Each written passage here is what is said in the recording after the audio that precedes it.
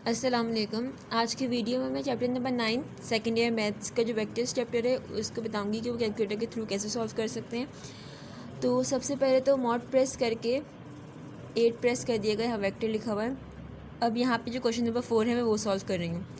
तो vector A को मैं प्रेस करूँगी जो कि 1 पे है, और यहाँ पे अब बताना है कि 2 डायमेंशनल है या 3 डायमेंशनल है। तो यहाँ पे 3 डायमेंशनल है तो इसलिए मैंने 1 प्रेस कर दिया। अब आई का जो कोफिशिएंट है वो है 2, जे का -3 और के का 5। ये वेक्टर ए मेरा स्टोर हो गया।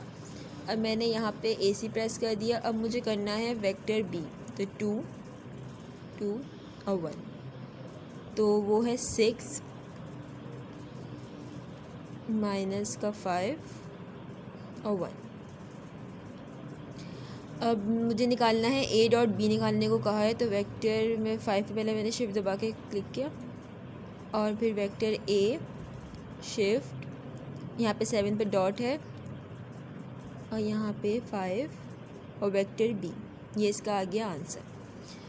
सही। अब इसी तरह से दूसरा क्वेश्चन नंबर 5 जो है उसमें इन्होंने v की वैल्यू दी है u की और पूछा है कि 2u + 3v किसके बराबर है। तो अगेन मैं डेटा स्टोर करूँगी, तो 5 2 पे आके डेटा स्टोर करूँगी। वेक्टर नंबर ए, एक सेकेंड, यहाँ पे मुझे DIM पे जाके करूँगी मैं। अब यहाँ पे पूछ रहे हैं कि 2 डायमेंशनल है या 3 डायमेंशनल। अब यहाँ पे जो u है ना उसे मैं a में स्टोर करा रही हूँ और जो v है उसे मैं b में स्टोर करा रही हूँ। तो 2 डायमेंशनल है तो मैं 2 प्रेस करूँगी और इसका है u का 1 -5 AC,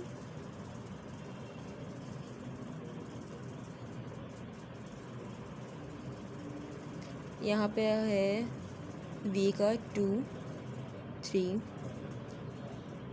सही। अब मुझे निकालना है 2u + 3v, तो 2 और u की जगह मैंने रखा था वेक्टर a, तो ये रहा वेक्टर a + 3 और v की जगह मैंने रखा है वेक्टर b, तो ये रहा वेक्टर b। इसका आंसर आ गया 8 और -1, यानी कि 8i और माइनस का j, जो कि ऑप्शन नंबर डी है। सही। अब इसके बाद जो क्वेश्चन नंबर 6 है वो कैसे करना है, उसमें लिखा हुआ है आपको p और q दिया हुआ है और पी क्यू वेक्टर निकालना है। खैर तो यूँ भी हो जाएगा आराम से, मगर अगर ये भी कैलकुलेटर से करना है तो अगेन वेक्टर DIM और फिर p में a को ले रही हूँ और q में b को लूँगी। तो वेक्टर a और 3 डायमेंशनल है तो 3 2 1 -3 AC शिफ्ट 5 2 1, ये है -1 2 4। अगर ए और बी के अलावा कोई वेरिएबल्स हों तो ये वाली बात याद रखिएगा कि कौन से वेरिएबल को क्या आप लोगों ने कंसीडर किया है। जैसे मैंने आप पी को ए किया है और क्यू को बी रखा है, तो ये वाली बात याद रखिएगा। तो ये आ गया, दोनों हो गए स्टोर। अब पी क्यू का मतलब है कि क्यू माइनस पी, यानी कि vector B minus vector A. इसका आंसर है -3 1 और 7, यानी कि -3i + j और प्लस का 7k, जो कि a है। सही। अब क्वेश्चन नंबर 7 जो है उसके अंदर पूछा है कि u v और w दिया हुआ है और बताना है कौन सी जो है ना आपके पास इक्वेशन जो है वो कौन सी सेटिस्फाई कर रही है। तो इसी तरह से आप लोगों ने u v और w को स्टोर करा लेना है अपने पास और याद रखना है कि इसको किसके बराबर, मतलब ना a किसको लिया है, b किसको लिया है, c किसको लिया है, और फिर आंसर आप निकाल लिएगा तो पता चल जाएगा कि किसका आंसर क्या है। अब क्वेश्चन नंबर 8 जो है उसमें निकालना है मॉड, मैग्नीट्यूड निकालना है हमें। तो मैं सबसे पहले एक काम करती हूँ कि वेक्टर मैंने लिया, अभी तक मैंने सी नहीं लिया ना, तो मैं सी ले लेती हूँ।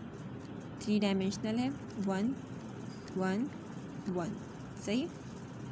इसको मैंने AC प्रेस किया। अब मैं क्या करूँगी, ये रहा शिफ्ट और जो है ना एब्सोल्यूट का ये वाला मैंने प्रेस किया बटन, अगेन शिफ्ट और वेक्टर। मैंने कौन से वेक्टर में करवाया था स्टोर, सी में, तो फिर मैंने इसका यूँ करके एब्सोल्यूट निकाल दिया। अब ये पॉइंट में आ रहा है 1.73। तो अब आप इसको देख लीजिएगा किसके इक्वल आ रहा है ये। आई थिंक ये √3 के इक्वल होना चाहिए, पॉजिटिव के इक्वल आ रहा है, 1 तो हो नहीं सकता। √2 या √3 है, √2 1.41 होता है, तो मैं देख लेती हूँ, फिर √3 होना चाहिए ये।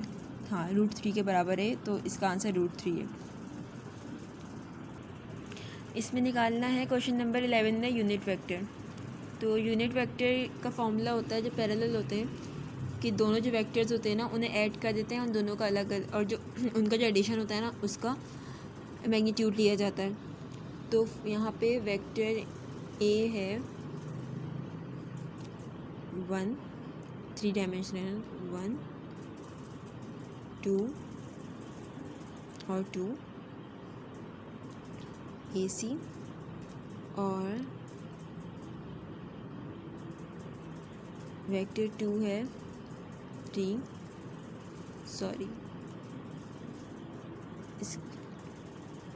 -2 -4 AC। अब इसका क्या होता है कि दोनों को ऐड करना होता है, तो shift 5 vector A plus vector B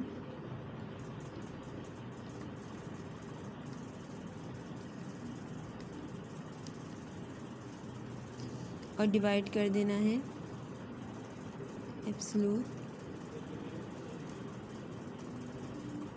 vector A plus vector B।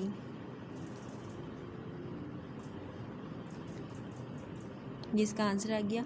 अब आंसर पॉइंट्स में आ रहा है कि जो अपॉन वैल्यूज़ होती हैं उनके पॉइंट में होती है। तो यहाँ पे एक बात तो ये है कि इसमें जे नहीं है, ज़ीरो इसका मतलब है जे नहीं होगा, और जे इनमें से किसी में भी नहीं है। तो अब यहाँ पे इन्होंने कहा है के की वैल्यू यहाँ माइनस में आ रही है, इसका मतलब है जिसमें के की वैल्यू माइनस में आ रही है वो इसका आंसर है। तो के की वैल्यू सिर्फ ए में आ रही है, तो यही इसका आंसर है। और बाकी अपॉन की जो वैल्यू है आप उसे करके देख लीजिएगा पॉइंट्स में कि क्या उसका आंसर आ रहा है क्या नहीं। इसके अंदर मुझे क्रॉस प्रोडक्ट वाला कोई सवाल अभी दिख नहीं रहा, मगर मैं बता देती हूँ क्रॉस प्रोडक्ट कैसे निकालते हैं। फॉर एग्ज़ाम्पल, अगर एक वेक्टर है और उसकी एक वेक्टर है और उसकी वैल्यू है 1, यही समझ लें 1 2 2। अभी जो मैंने वेक्टर कंसिडर किए थे वही उसके वेक्टर्स हैं। अब क्रॉस प्रोडक्ट कैसे निकालते हैं कि वेक्टर 3, ये मल्टीप्लाई का साइन यूज़ होता है इसके लिए। डॉट प्रोडक्ट के लिए उसमें दिया हुआ होता है 7 पे, मगर यहाँ पे 7 पे दिया हुआ है, मगर क्रॉस के लिए हम मल्टीप्लाई का साइन यूज़ करते हैं, और ये वेक्टर B, इससे इसका आंसर आ जाएगा, ये रहा। इसके बाद है 24 जो क्वेश्चन है वो, जिसके अंदर एंगल निकालना है। अब क्योंकि यहाँ पे सबके आंसर कॉस में दिए हुए, इसका मतलब है कि A डॉट B को अगर आप करेंगे कंसिडर तो उससे हो जाएगा। अगर साइन दिया हुआ होगा तो आपको दोनों करके देखने पड़ेंगे। खैर, अब यहाँ पे अगर मैं फार्मूला लगाऊँ तो फार्मूला होता है कि A dot B is equal to magnitude of A magnitude of B और कॉस थीटा। अब मुझे निकालना है कॉस, तो मैं करूँगी वेक्टर A, मैंने कंसिडर किया 4 -2 प्लस का 4। उसके बाद वेक्टर B है मेरे पास 3 -6 और माइनस का 2, ये A और B होगा। अब मुझे निकालना है कॉस इन्वर्स। अब कॉस इन्वर्स लिखा हुआ है तो मुझे कॉस की वैल्यू निकालने की ज़रूरत नहीं है, बस इसके आगे जो वैल्यू लिखी हुई है वो निकालूंगी मैं। तो वो वैल्यू कैसे निकालते हैं, उसका होता है फॉर्मूला यहाँ पे डिवाइड का साइन नहीं आता है, तो vector A dot vector B, इसके बाद divide shift magnitude of vector A जो कि 3 पर है और मैग्नीट्यूड ऑफ वेक्टर B, ये इसका आंसर आ जाएगा 0.38। अब अगेन आंसर पॉइंट में आ रहा है तो आपको चेक करना पड़ेगा कि 0.38 कौन सा है, तो आप इसको निकाल के देख लीजिएगा।